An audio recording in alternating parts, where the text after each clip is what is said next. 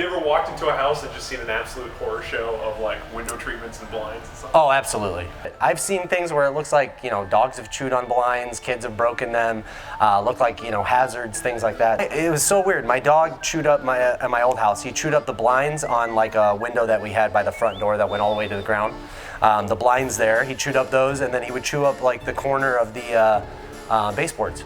Yeah. Like all over. I'm like, what are you doing? Like, that doesn't taste good. So in a few places in the private areas, we had the temporary paper shades, but I will tell you that house sold for about 14, 15% less than we expected it to sell for.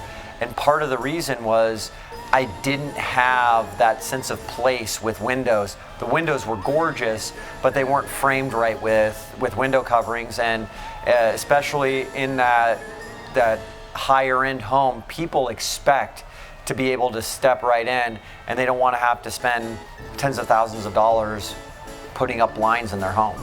In my 10 years of selling real estate, I've seen it all pretty much. But the one thing that I will say that kind of throws people off, you know, are the blinds that kind of the pull down, but it's manual.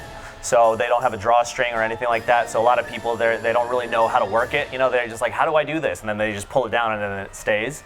You know, or sometimes it doesn't really like work all the time, you know, so I see some people struggling with that type of product.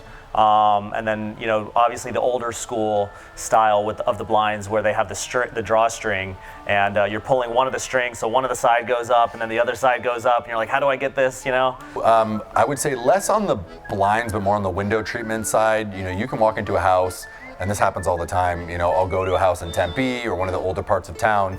House was built in the 60s or 70s, and they have not updated any of the window treatments or blinds since the home was built.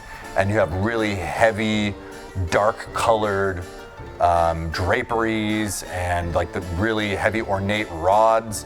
And so usually what I tell people is I said, look, I know this doesn't seem to make a lot of sense, but we need to take those things down. And it instantly makes the place look way better. It's just more presentable. You can get more money for it. It opens up the light because, you know, they're heavy and dark. That's the opposite of what we want people to think. We want them to think light and airy when they come in. Not even adding new stuff, just straight up taking them down.